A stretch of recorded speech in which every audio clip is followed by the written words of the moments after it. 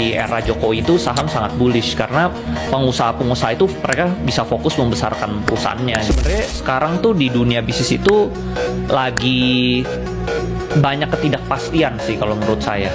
Kalau misalnya pas di masa sebelumnya ya, itu dari 2019, 20, 21, 22, 23, 24 itu bisnis itu sangat stabil gitu loh. Makanya saham itu bullish banget di era Jokowi itu saham sangat bullish karena pengusaha-pengusaha itu mereka bisa fokus membesarkan perusahaannya gitu loh. Nggak ada masalah. Kalau sekarang ini belakangan banyak ada yang dijegal sana dijegal sini, jadinya ya dari segi perusahaannya juga dia tahan-tahan ekspansinya gitu loh karena lagi banyak masalah. Nah dari investor juga jadinya wait and see dulu nih, jangan masuk dulu, jangan beli dulu sahamnya. Jadi akhirnya semuanya nggak bergerak ekonominya gitu loh. Saya menentang keras pernyataan Perdana Menteri Israel Netanyahu mengenai tidak adanya masa depan bagi two-state solution, solusi dua negara. Pernyataan ini sama sekali tidak dapat diterima. Dan saya juga mengutuk keras serangan terhadap kamp pengungsi Khan Younis di Gaza yang telah memakan korban jiwa dan luka-luka.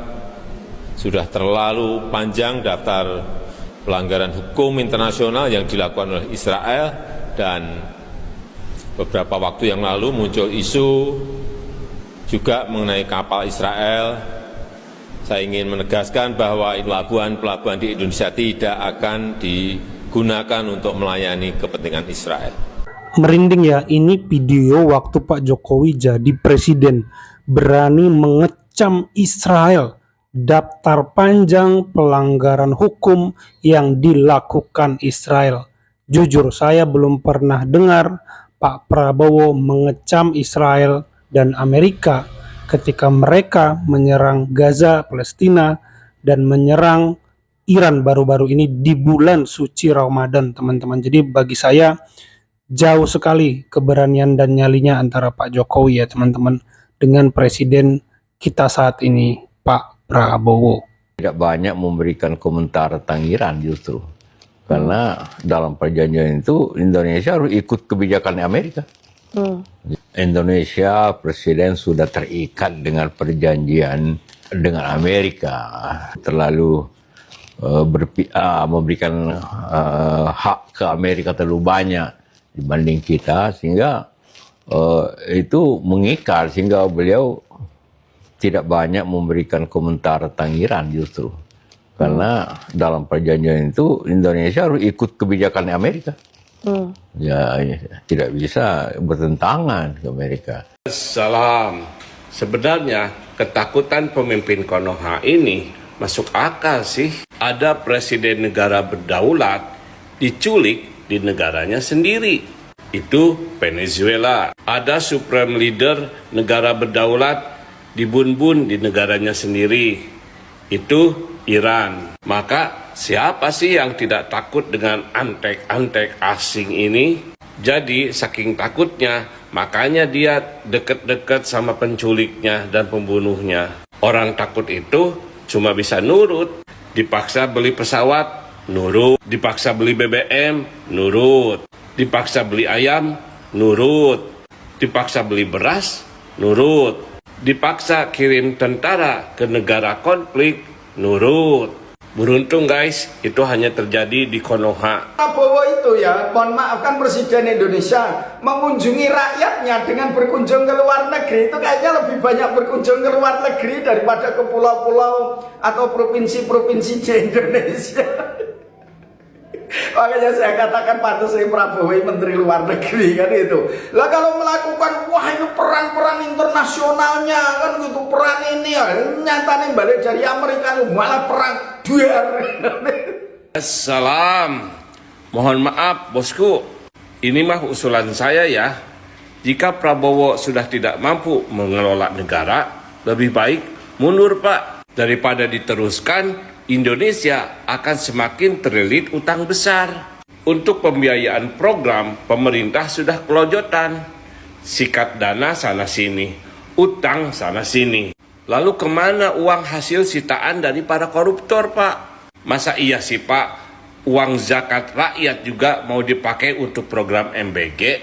Masa iya juga Pak, seorang anggota DPD mengusulkan agar kita menyumbang untuk MBG? Kita sih oke-oke saja Pak untuk nyumbang, tapi kalau untuk nyumbang untuk membuat orang-orang kaya semakin kaya, terutama yang punya dapur MBG, ya enggak lah Pak. Digugat di WTO oleh Uni Eropa, dibawa ke WTO, digugat. Saya sampaikan kepada mereka, silahkan digugat, akan saya hadapi. Indonesia akan hadapi. Sampai sekarang gugatan itu belum selesai, karena kita juga mengajukan alasan-alasan yang juga masuk akal. Barang-barang kita sendiri, nikel-nikel kita sendiri. Kenapa Uni Eropa ramai dan menggugat? Karena industri baja mereka menjadi tidak ada yang memasok bahan bakunya.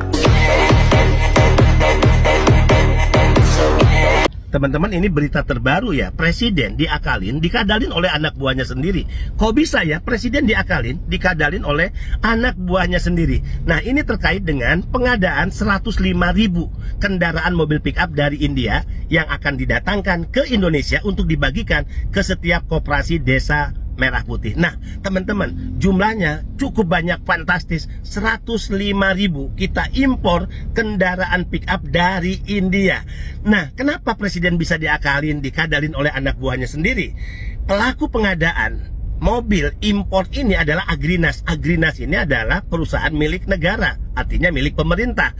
Nah, di satu sisi kita tahu persis kok, presiden bahkan saat dia sebelum jadi presiden, saat kampanye, setelah jadi presiden, di panggung-panggung kenegaraan, di podium-podium kehormatan, kan selalu ngomong, kita nggak boleh impor, kita nggak boleh impor, kita harus menggunakan karya anak-anak bangsa sendiri, kita harus menggunakan produk dalam negeri, nggak boleh impor, termasuk mobil. Itu disampaikan tegas oleh presiden saat kampanye maupun setelah jadi presiden. Nah, kok bisa sekarang Agrinas, badan usaha milik negara, mengimpor 105.000 kendaraan mobil pick up yang katanya mau dibagikan ke koperasi desa Merah Putih di negara kita?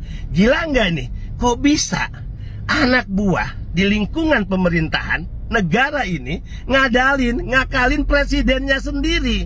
Ini kan jahat banget. Nah, tiba-tiba ketua DPR RI ngomong, hentikan dulu pengadaan mobil impor, mobil pick up dari India yang jumlahnya 105.000 itu. Ternyata 1.200 kendaraan udah ada, udah tiba di Indonesia. Nah, mau diapain? Nah, kalau bicara Agrinas adalah badan usaha milik negara, kalau bicara ya presiden adalah kepala negara, nah kok bisa ya tata kelola, manajemen, pemerintahan kok bisa seperti ini? Kok bisa tindakan anak buah berbeda, bertentangan dengan sikap presidennya? Kalau seorang CEO dibohongi oleh anak buahnya, yang salah siapa? Ya kalau dibohonginya sekali dua kali, dan setelah itu CEO-nya langsung pecat yang ngebohongin itu, ya ini berarti yang salah barangkali anak buahnya, kan gitu kan. Tapi kalau terus-terusan CEO-nya kena tipu, kalau CEO-nya terus-terusan kena bohong oleh anak buah, yang harusnya diganti yang mana? Coba lu pikirin dulu itu. Itu yang pertama. Yang kedua, kalau misalnya ya seorang CEO ya, dia tahu nih ada satu divisi yang salah. Dia tahu divisi itu salah, tapi kepala divisinya itu nggak diapa-apain. Tetap dipertahankan kepala divisinya. Dan untuk membenahi divisi ini, CEO-nya itu bikin divisi baru, dia sebut itu sebagai divisi reformasi.